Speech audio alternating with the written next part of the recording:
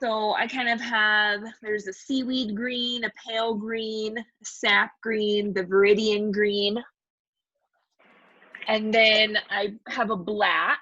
There's a little bit of black in this. And then I pulled white. Now, depending on your set, mine came with a white and then a titanium white.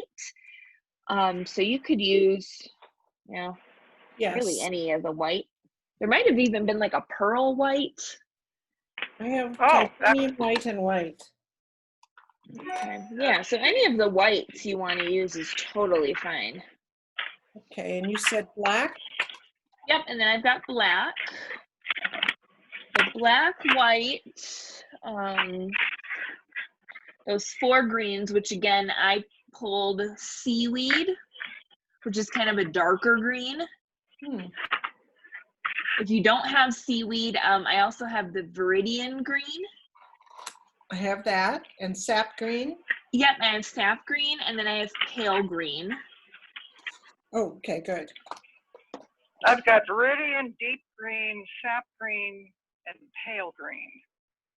Perfect. Yeah. Okay. The viridian for sure, and the sap for sure I would grab. So if you don't have the seaweed green that I have, what this is a dark green. You could make this by putting just a little dot of red in like the sap green or the viridian green. Okay. So just a little dot of red will just darken that for you a little bit to give you kind of what I have in the seaweed, which is just, again, a little bit of a darker green to kind of bring some of those dark values into it. Is that, so did you say the little bit of the red with the viridian? Yeah, you could do a little bit of red with the viridian or the sap. Or the sap, okay. I mean, really, you could do a little bit of red with any of the greens, but those are probably the 2 greens I would use to get the darker. Okay. But, use your own judgment, too. These are just kind of what I picked as I was loosely looking at the reference photo. As always, you can bring other colors into it, as always. That's totally fine. And then, I don't know if either of you have gold? No. If you don't have gold, try to find, I have like a yellow ochre and a blush pink. And I have a pearl orange. I've got an apricot. Yep, you could grab that. Any kind of oranges, pinkies. If you have anything that's sort of metallic-y at all. Mine did come with a gold and a bronze to bring some of that shimmer into it, which you could do, but you don't have to. You could, just because these little pots are metallic doesn't mean you have to paint them metallic. You could choose kind of like a orangish, tannish color, maybe put a little pink into it to kind of still get the same idea, but it's not metallic. Okay, I've got a peach red and a yellow ochre. Okay, yep, yellow ochre is one I have. Peach red, let me look at that. Oh, I do have 2 whites. I have 163 says white and titanium is 101. Yeah, yep. So I pulled I have the just white one, but it doesn't really matter which one. The titanium's probably a little bit brighter, maybe. But again, that's why I have to do those swatches. Yeah, that light apricot color, that's pretty. I like that. That would be a nice color to kind of bring into it for some of those light values. Light apricot. Cool. Yeah, so those are pretty much the colors you're going to need. You have a deep green? I do. Ooh, nice. Yeah. Perfect. Okay. Yeah, I know, sometimes that's why I want to do all these swatches. There's just so many colors, isn't there? And it's then you start mixing them and you're creating more colors, and oh man. We'll do lots of gouache classes for sure. So I have a feeling once you get rolling with it, you'll really enjoy the process. It's fun. I hope so. So couple approaches with gouache. Keep in mind, we can paint light to dark or dark to light. Oh. So actually the very last thing I'm going to do, if you look at the reference photo, if you have it up, the little white details kind of on the succulent, like the petal leaves, Yeah. that's like the finishing touch, the last thing we'll do. So white is pretty much what I'll use last, as with some of like the highlights in there. So how I start is I'm going to start kind of with the pots and then work my way to the leaves of the succulents. But I try to work with the biggest area of color and then block it down to the smallest area. So I'm painting the largest area to the smallest area, not really worrying about if that's a darker color or a lighter color, because with gouache, it doesn't matter so much. Okay. Okay.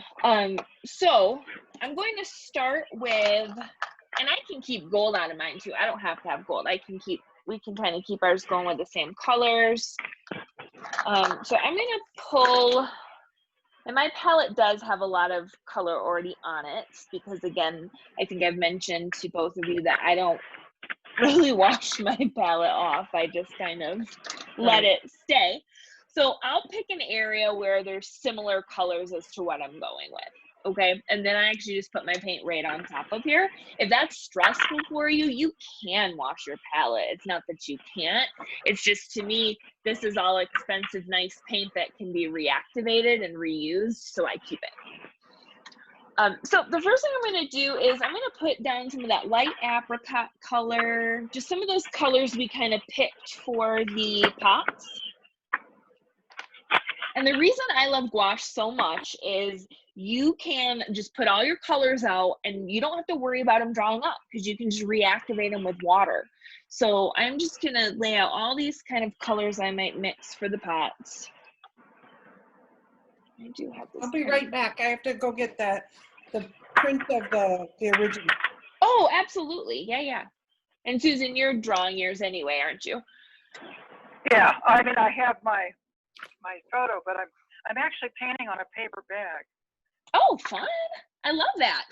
Well, we get our lunches delivered every day in paper bags, and I have dozens and dozens of them now. And Yeah. I got to thinking, and I thought, I'm just gonna, and they already have a handle on them for hanging, so. Yeah. I I'm think just gonna paper bag art. I love it. I think that's perfect. I'm back. Yay. Susan's just getting hers ready anyway, so no rush at all. So These feel free, cups- I mean, you can put out your colors. Okay, so I like these cups because they look like Moscow Mule cups. I know. That's kind of what I thought too. I didn't do the lettering on this one. I just left it out because, I don't know, I just did. I thought the other ones didn't have it, so I just didn't put it in there. But, you know, it's cute with the lettering too. Yeah. But yeah, I thought the exact same thing. Maybe next week we paint cocktails. I like that. Let's do some day drinking. I love it. That's awesome. So what I'm going to kind of do, just to sort of explain to you the color I'm going for. If you look at the middle one, that kind of shape through the center, where it's kind of like a lightish color, not the like highlight, but like kind of this area right here. And then that color is also right here. Yes. And then it's also kind of right here too. I mean, maybe it's a little bit darker over here, but yeah, the color. So that's where I'm going to start. Because it's a nice large area for me to block in. It's a middle color. So that seems safe to me, comfortable to me. That's why I'm choosing it. I could just as easily start up here if I wanted to. So I just kind of want to stress that you can really begin these anywhere you want with a gouache painting, because you have that advantage to layer and to work dark to light and light to dark. Just keep in mind, the one thing with gouache is if you're going to do anything kind of washy, which you don't have to, you can apply the paint totally opaque the whole time, very thickly. You don't have to wash it all with gouache, but you could. If you want to wash, you must begin with your washes, okay? And you're gradually going to get more opaque as you go. Okay, so I'll just give you an example because you can start with a wash and then change your mind and decide you don't want it washy. But I'm just going to mix kind of that middle color. Are you mixing white? I'm not putting any white in here at the moment. Okay. Maybe I'll decide I want some white in there. But for now, I'm just doing, I've got a little bit of that yellow ochre, a little bit of like a pinkish color, that light apricot color. And then I don't know if you guys had this one, but it was a pearl orange that I put just a smidge of that in there. And then, I might just test this and see what it looks like. Now it's like a little orangey. So maybe I'm like, actually a little white might be nice in there. So I'm going to put just a little bit of white in there. And then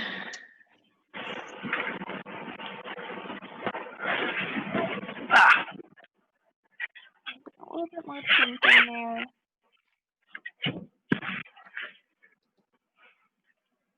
And then, yeah, that to me looks, I could even go a little bit lighter, to be honest with you.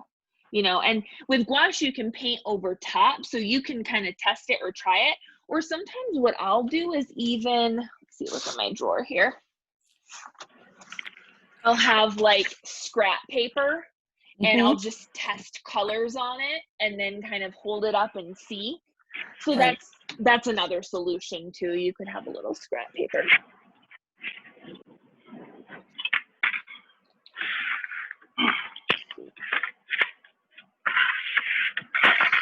And once you get, a color that you like, you can paint that in. I feel like for this particular painting, I don't need to really do anything super washy. So I'm going to just paint mine. I've got a little bit of water mixed in my brush because I want the paint to be kind of fluid and I want it to flow, but it's not like watered down, really, really transparent. The other thing you don't have to worry about doing here is leaving areas empty for white. Don't leave them empty. You can just totally paint over where the white or light is going to go because you'll just put it on top. Because remember, the difference between watercolor and gouache is watercolor soaks into the paper and absorbs and then dries and kind of fuses with the paper, where gouache sits more on top.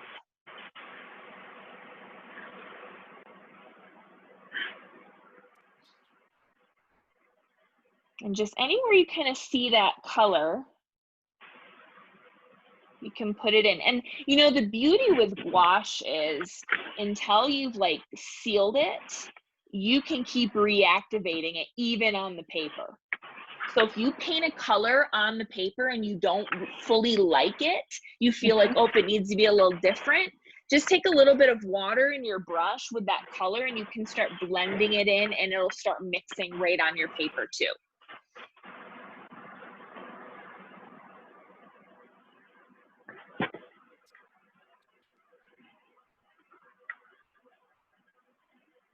And then, I feel gouache is nice too because you could be very realistic, you could be very illustrative with it. It just kind of depends on what you like. But I think the most important thing in the beginning is just getting the feel of layering it and kind of mixing colors and not worrying so much about your style and just kind of letting it happen.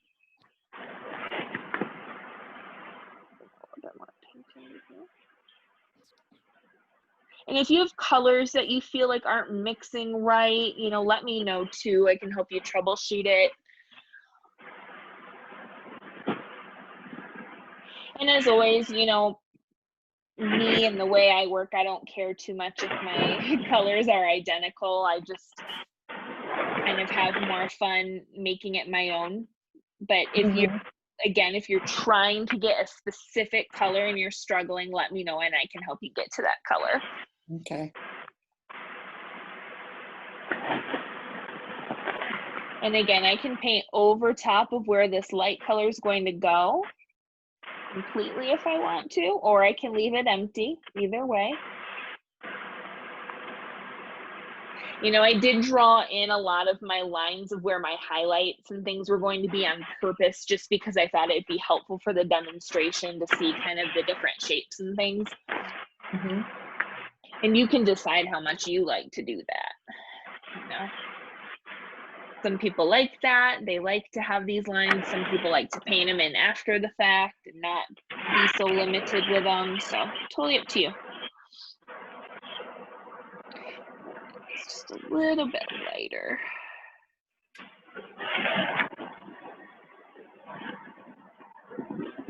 Just remember, the more you layer each top layer, unless you want it to blend with the bottom layer, should have a little less water in it each time.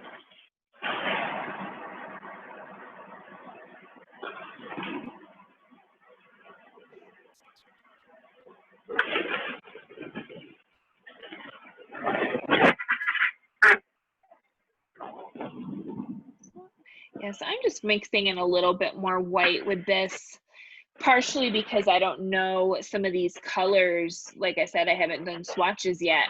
So sometimes you'll notice the color might dry darker than you thought it was.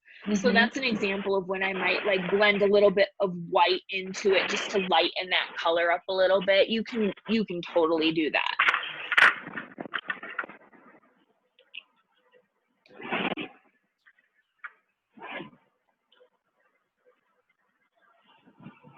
You know, and try different brushes too. Right now, I think round brushes are really nice because we kind of have these like little flowy shapes to go around, but that's not saying you have to use a round. You can use whatever you like, but I just think the rounds are really nice for kind of cutting into little corners and edges and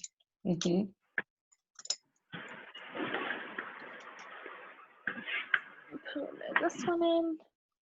So, you know, as always with when I'm painting, I just kind of hop around the entire painting rather than working one whole area and then moving on. You know, I have seen artists where they'll finish one whole thing and then move on, finish one whole thing and move on. And that just seems stressful to me. Like it'd take way longer. And I don't know, I have a little bit of impatience in me too, to be honest with you. And so I think the act of kind of moving quickly and hopping around is just kind of fun for me and keeps it exciting. So that's kind of why I picked like 3 succulents today instead of just like 1, so we could kind of hop around a little bit. Or why I showed you in some of the other classes, you know, you could set up a few landscapes or 2 instead of just 1. Similar kind of idea.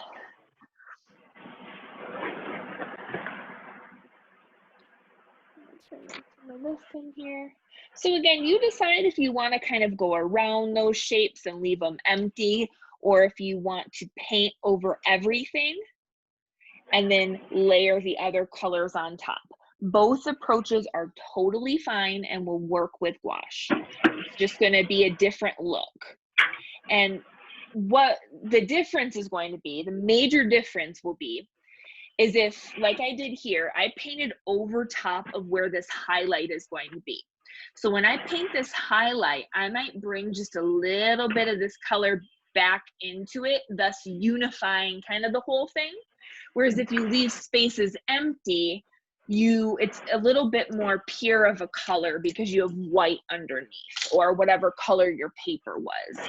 So you're not mixing the colors. So both are fine. It's just going to give you a different effect. So maybe you could try both if you want, or just kind of pick one to try today and mess with the other a different day. But gouache is fun because there's just lots of different things you can do that will just give you different results and different looks, but you know, it all will work.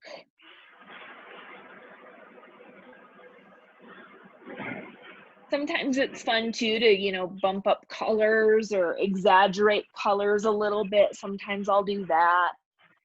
It'll be fun.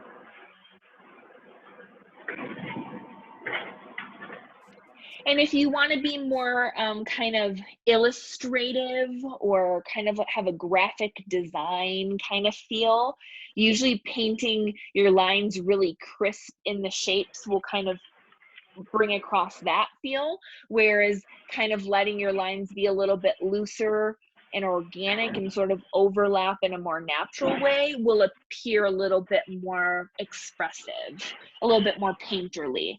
So again, gouache is awesome because you can do both. It's just really what you like the look of. Another color too to kind of warm this, if you have, I think it's called rose maybe. There's a rose. It's like a magenta basically, but it's called rose.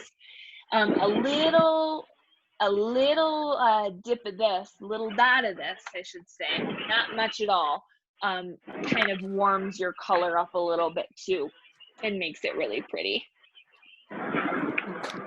Pretty color. Oh, it's beautiful. Again, I think you've heard me say the magenta. I'm just like so into that. I just feel like there's not a color it looks bad with. Like I feel like most things it can work, so.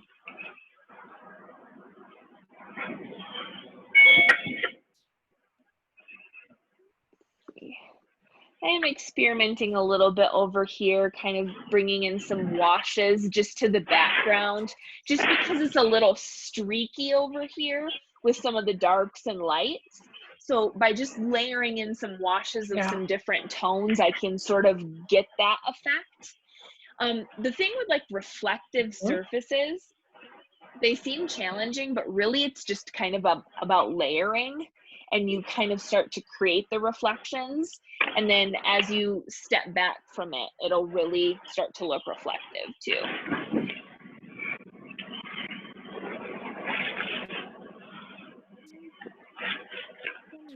And then, you know, kind of what I start doing from here is I start kind of looking at some of the other shapes that I'm seeing and the colors that they're in. And I just kind of try to paint the shapes I see, again, loosely in the colors I see them in. Uh-oh. Did something happen? Oh, you just cut out for a second. Oh, uh-oh. Oh, you're back now. Okay, good. So what I said there is what I try to kind of do now is my approach is I try to kind of hop around and paint the different little shapes I see and the colors I see them in. Again, that's why I drew a lot of these lines, just so I could see them. But you can also just kind of loosely paint them in and allow your colors to overlap. You can allow them to layer. Again, that's if you want a more expressive style. If you want a more illustrative, really clean, crisp style, you can use little teensy tiny brushes and keep your lines nice and crisp too. Again, it's just a different effect. Sometimes I like that, but sometimes I just like to let it be kind of loose, let it overlap, and let it kind of happen that way. To me, that's just a little bit more exciting usually. So again, that rose color really helped kind of pop that original color to kind of bring in some of these brighter tones over on the side. Actually, I feel like we're doing pretty good without any actual gold too. So I think that's a fun challenge sometimes, to try to paint something reflective without reflective paint.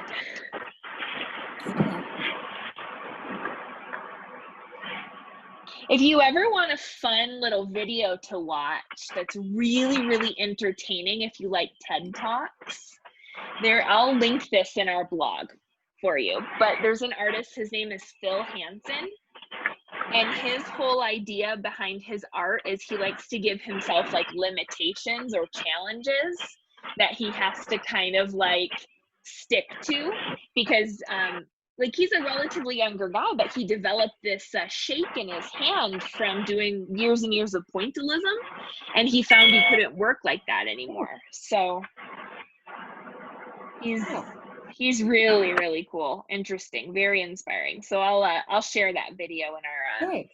channel, our homepage.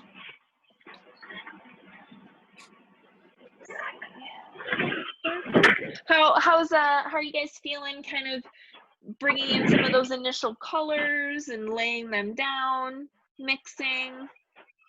Good. Feeling good? Good. Mhm.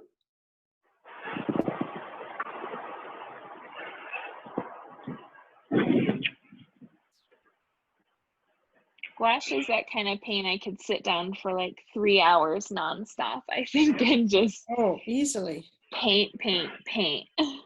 Yep.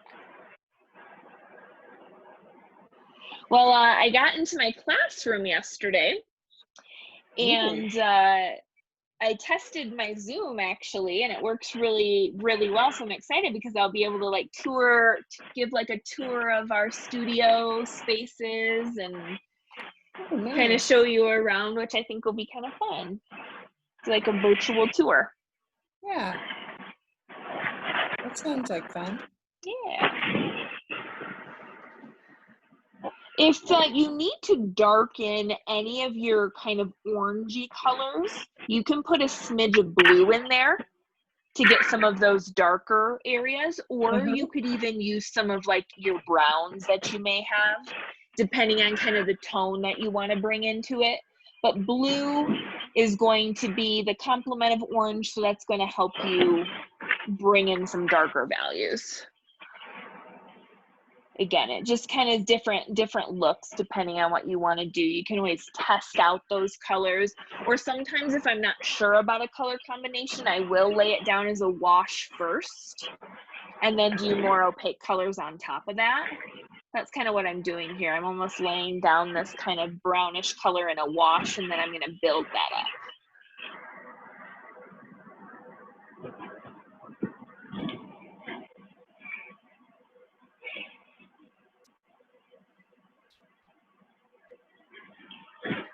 I'm going to bring actually just, I had a little bit of dry black on my palette that I'm re-wetting and adding into this just to darken a touch.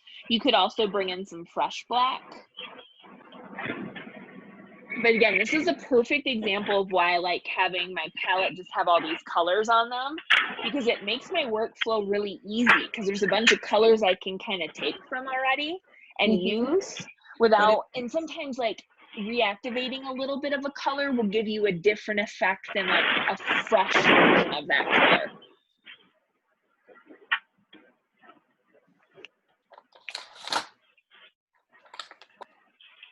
Just kind of popping in some of the darks up here.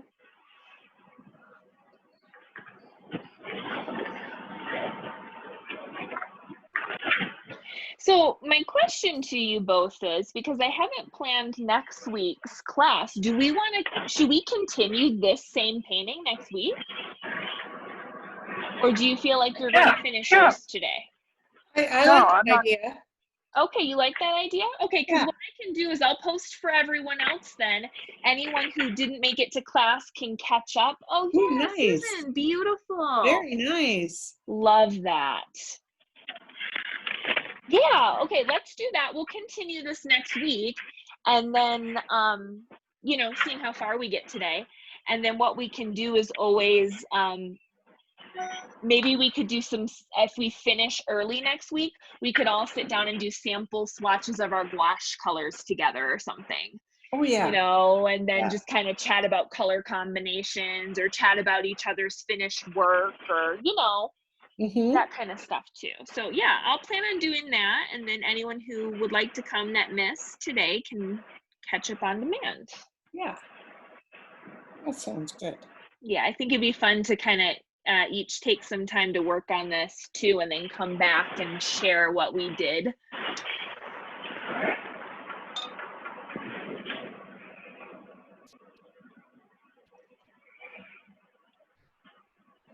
And you're both planning on doing the gouache series too, right? Yes. Yeah. So did either of you decide what you'd like to paint? Did you want to follow along with me, or did you want to choose your own? Was that the one where you did the raccoon? Yeah, I did a raccoon. Yeah, I like that. You like the raccoon? Yeah, I thought he was I cute. like animal. Me too. My brother is a photographer in Montana, Yeah. and he has a fox family that has set up. They're his neighbors now, and he's been going out every evening for months, and they've gotten so used to him that Oh my gosh. Wow. that's a fox kit, and it will let it get within 6 feet now. Wow. 3 kits and the mom. That's an incredible photo. So I'm gonna play with that. Cool. I love that idea. That Well, is and actually neat. that's perfect because a lot of the tips I give for the raccoon will also apply, I think, with fur and layering and, you know, all sorts of stuff like Yeah. that. So perfect. Love it.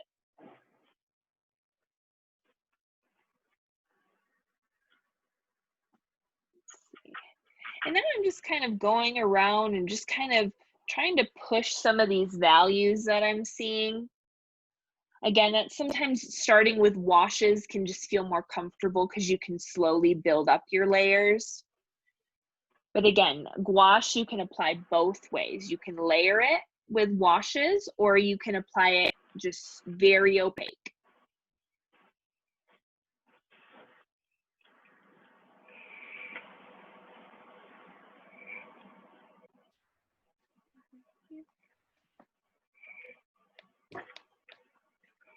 Yeah, after all these gouache classes, gouache might be your favorite medium. I could see that.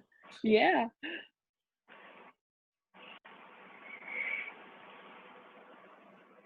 It's just definitely getting used to it. Yes.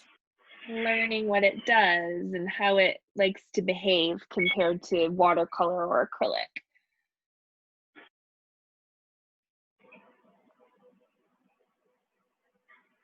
I think my next thing is I really haven't tried the acrylic gouache, so I think I'd like to investigate that a little bit and see how I feel. Mm-hmm.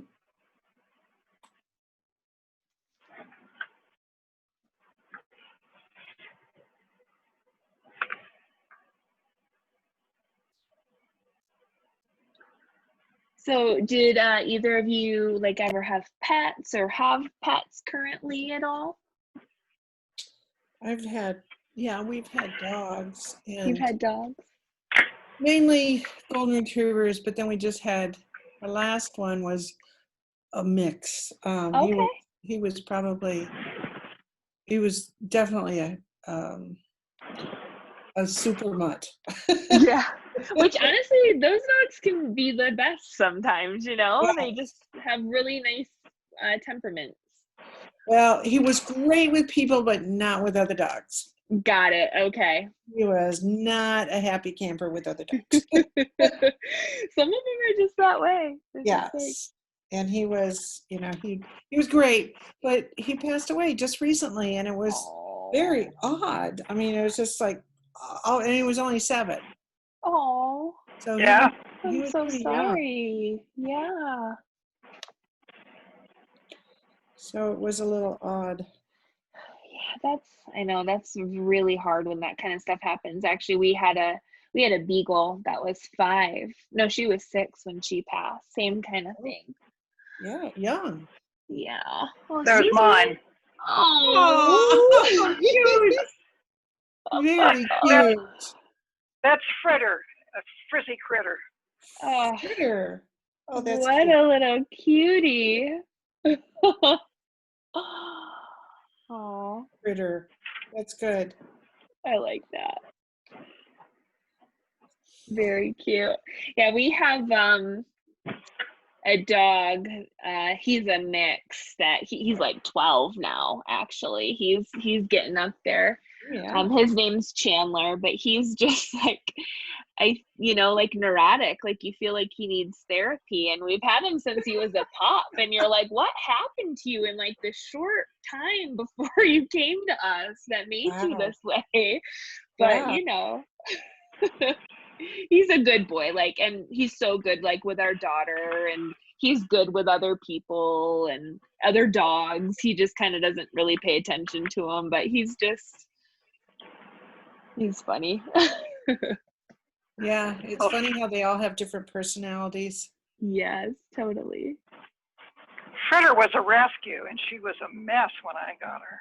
Yeah. Really? So you Well, kind of. she was from a puppy mill, and so she had been overworked and neglected, and she was afraid of everything. Oh. She wouldn't come out from under the sofa for weeks. Oh, wow. But she's still real shy around other people, but she's great with me. Yeah. So you're just her person. She trusts you, and yeah. Aw, That's amazing. like. Yeah, rescuing animals like that is definitely really fulfilling. Yeah. This dog that we had, Bear was his name. I love that. Yeah, well, because he looked like a polar bear. And he was just a tiny little thing when we got him. And it was actually our daughter who brought him home. She was up at NAU in Flagstaff. Yeah. And she just kind of got him dumped on her lap. And then he ended up with you. Yeah. She really couldn't keep a dog up there at her apartment. So it's like, oh, you got to bring him here. We'll take him. Oh, that's amazing. So he was adorable. Yeah. Yeah, that's great. Yeah, we have a 20-pound cat as well. His name's Kevin. Woohoo! Kevin. He's hilarious. He's only 3, but we rescued him, and his name tag said couch potato, and we thought that seemed like a good fit. And he's stayed true to his name, but he's a character. And then we actually have 2 lop-eared rabbits. Oh, cool. Yeah, and they're housebroken. They use a litter box, and they're bonded with each other. It's a male and a female, but they're both fixed. So they're like bonded, meaning like they're like in love with each other. It's really cute. Oh, that is cute. But yeah, I had rabbits as a kid, and I thought they always lived in hutches, and I had learned you could housebreak them, and I was like, I want to do that. Yeah. I guess that's what I would worry about, is if you could. Yeah, yep. And man, it's like, well, the male, we adopted him, and he was 5 when we got him already, and he was already housebroken. Nice. No big deal. And then our other one, Luna is her name. She was a bunny baby when we got her, so we had to kind of train her, but it wasn't hard. Bunnies naturally kind of want to do that anyway. Oh.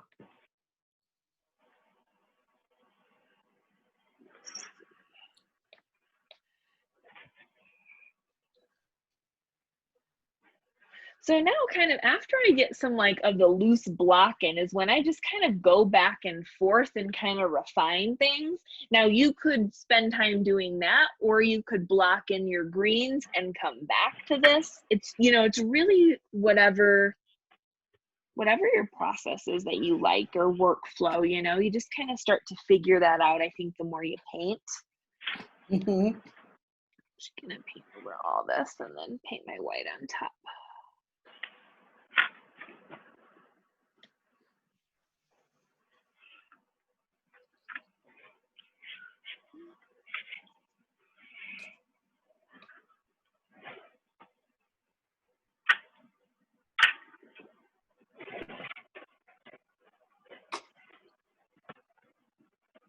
My neighbor actually has some chickens, and so every morning, it's funny, they're quite loud in the morning, but it's kind of like a pleasant sound. it's kind of like you almost feel like they're all these women in the kitchen or something, like hustling and bustling. And it's, you know, because he warned us, he's like, well, the chickens are a little loud in the morning. And I was like, well, I don't know. It's not like you have a rooster, you know? Yeah. And so, you know, I woke up and kind of listened to him, and I'm like, I kind of like this. That's nice. Yeah, it's just kind of a nice little start to the day. I had chickens in Des Moines, Iowa when I Oh, lived there. did you? Oh. Yeah, I started out with 5, and one died, and then later another died. But they kept me in eggs, and in the Oh, wintertime, nice. they lived in the basement in a rabbit hutch. Oh, okay. Because it would be 20 below. Totally, yeah. uh, So cold. and they did really well. One neighbor got really mad, and he came over. He had his little girl with him, which I just found amazing. And he started yelling at me in front of this little girl Wow. about it was illegal to have chickens in the city, and he just was going on and on and on and on. And the little girl was just fascinated with the chickens, so I just took her by the hand and I love it. these fluffy chickens, and I gave her an egg, and she was just thrilled. And she was dead one, and that's amazing. That's a great strategy. Yeah, gave him 3 eggs, and away they went. See, Susan, I knew I liked you from the moment I met you. Yes. That's amazing. That was really good. Oh, I love that. Fabulous. Way to show him. Oh. I was out in the backyard, and they cluck and carry on when they're laying. It's hysterical. I laid an egg. It's a big deal. And I was out there gathering eggs, and my older son came out. He was in high school, college. And I said, "Come here," and he walked over, and I said, "Hold out your hand," and I put an egg in his hand, and he goes, and it was still warm and damp from the chicken, and he goes,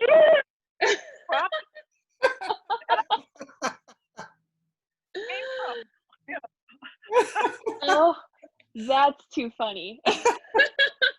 That is good. Oh, that's so great. Yeah, we were thinking it might be fun to get some chickens too. We could put our coop up to theirs, and they could have some chicken friends. Yeah. But yeah, we're allowed to have 6 of them. Well, No good. roosters, of course, but you can have six ladies, I say. Don't need a rooster for the eggs, and boy, they produced. As long as they had good feed and enough light. That's it. I had eggs and more eggs. Oh, yeah, that's what our good. neighbor was saying too, is they have a lot of eggs.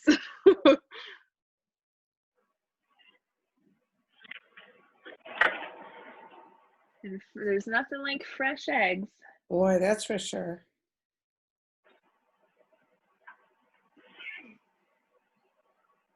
I'm also just taking a little bit of black and kind of popping it in kind of down here with a little brush in between some of these succulent leaves. I guess are succulent leaves or petals? I just don't know enough. Those are leaves. Leaves, okay. Yep. And I don't know if this looks like an aloe vera of some It type. does. Kind of. No? It could be. There's a bunch of them that look kind of alike at that stage. Yeah. Yeah. And sometimes in the descriptions, when I find reference images on the sites, it's like they don't say what everything is, and I wish they would. Yeah. Because I don't know either all the time.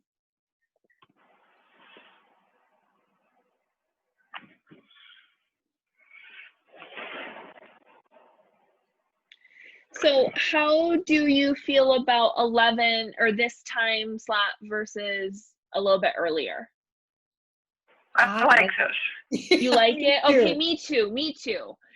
It's like I'm up earlier, but I was just noticing I feel like I was like up and then like class started, and I feel like this will give Yeah. us a little bit more time to kind of ease into our day and get going. So I scheduled all of the upcoming ones for the same time slot, but I Oh, think I good. noticed on the newsletter it still said 10. I don't know if either of you caught that, Oh. but I did not, because I was kind of going by what you had said, and perfect. Yeah, because I saw you didn't in even look at class. that. Yeah, perfect. That's great then. Yeah, it gives me a little more time to get the dog out and fed and all of Okay, that good. And then I did schedule some like evening classes. The gouache ones Good. are like kind of more evening. So Yeah, I saw that. I like that. yeah, me too. I don't know. I actually feel more creative in the evening. Yeah. I don't know how either of you feel, but I just like feel, oh, it's nice. Yeah. The longer we're on quarantine, the more nocturnal I'm becoming. It's interesting. I Yeah. agree. Yes. Yeah, I had to just now switch my sleep schedule a little bit, starting to have to get up for actual school. Oh, yeah. Our Yeah, daughter how's that lives with us. What? going back to school? How are you doing? Well, my district seems to be the one that says we're going to go face to face and see what happens. Oh. Whereas like Denver Public is remote through October.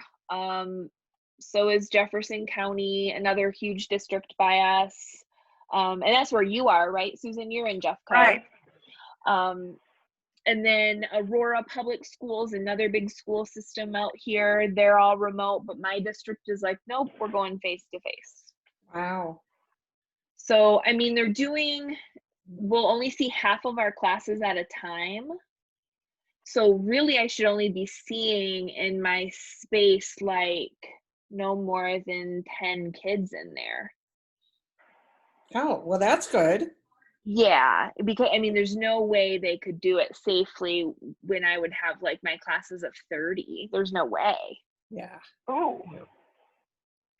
Because I mean, you think for ages 14 to 18, you can have some pretty big like guys, or it's like Right. they look, some of them look like straight up adults, it's Yeah, like right. they're not kids anymore.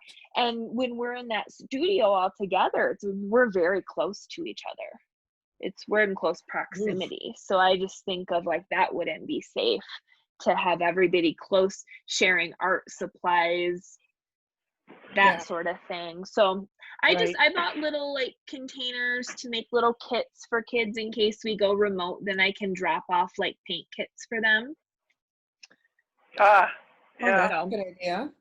Oh, which reminds me, if both of you would mind, if you feel comfortable sending me your mailing address, I would love to send both of you a little surprise. Oh, yeah.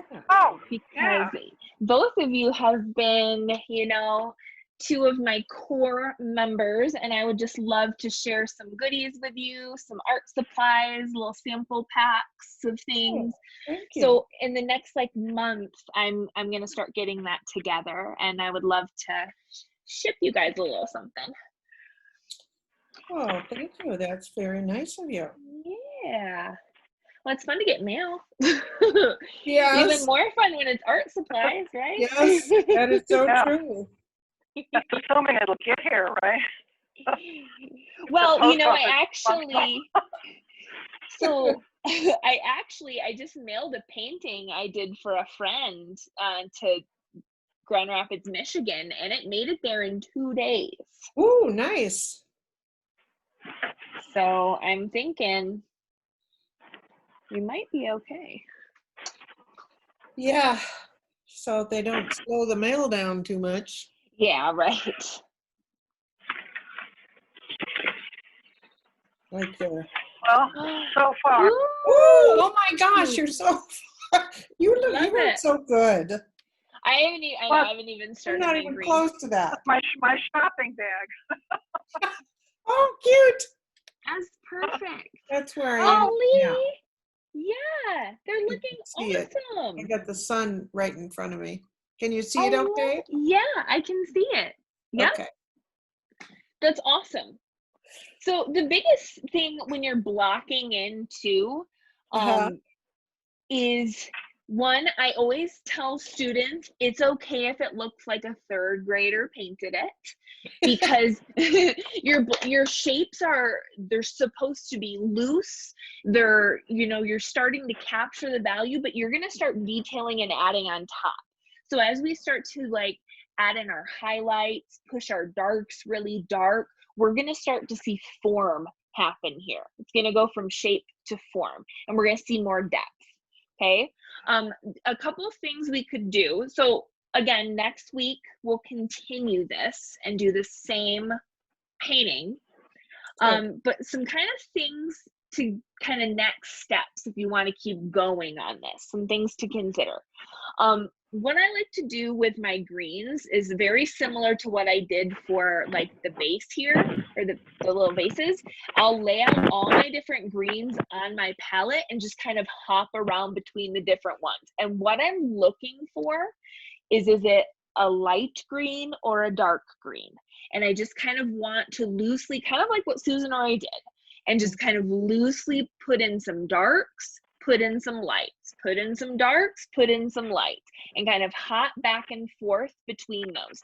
Every light doesn't have to be the exact same light. Every dark doesn't have to be the exact same dark, right? Of course, it could vary. Again, if you're being more expressive, which Susan, I mean, you just seem to be a very expressive artist. I feel like you bring a lot of expression into what you do versus like things being sort of cut, paste, illustrator quality. Lee, do you feel like do you feel like you gravitate towards something particular, a little bit more expressive? Do you like things to be a little bit more clean edges? Do you have a preference, or are you just not sure yet? Well, I think I'm not sure yet, but it seems that sometimes I'm loose and sometimes I'm not. And that can be fun too. I think it is, but it's not really planned. I think it's, I think I'd like to try to be a little looser. Okay, that helps me, and I ask those questions because I can give feedback to you based on what you're trying to do. Good. So it's, you know what I'm saying? Yep. So what I'll say is having clean edges kind of juxtaposed with more expressive edges can be really beautiful, especially in the beginning layers, because you're not done layering. You're going to keep building up, and so you're going to keep playing with that. And what I think expression comes from getting comfortable with layering a little bit more quickly, and that's just going to come with painting more, I think. And this is, I think, a great piece for practicing that very skill. Yeah, that makes sense. Cool. And then as far as background, I did tape my edges because I thought, if I did something in the background, I could have clean edges. Of course, our background is, pretty much white. Right. You can also even do like washes of shadows kind of coming out, which could be really pretty too. Right. But so my goal for next class is going to be to maybe just kind of tweak a little bit of my shapes, but I'm going to keep it pretty loose because I want to show you detailing. Okay, I want to show you that. So I'm going to get my block-ins finished, but I'm also going to go ahead and try to block in my leaves up here too, so that they're just either kind of a dark green or a light green. I'm not going to put any detailing on them. They're just going to be various greens, and then I'm going to stop. Okay, feel free if either of you want to keep working and adding to it. Cool, that's great. But then next class, I'll talk a little bit more about kind of how we take a block in to something a little bit more polished and finished. And I'll show you a little bit more of like how I might detail something and how I might like see this through to fruition, kind of a thing, to finish it out. And then, like I said, if we have extra time, we could we could go to a new sheet and do swatches together, and we could kind of talk about that, or just play with gouache, or plan another project together or whatever, you know, if we happen to finish it early next week. Mhm. Well, I'm gonna Okay. go ahead and we have a couple minutes.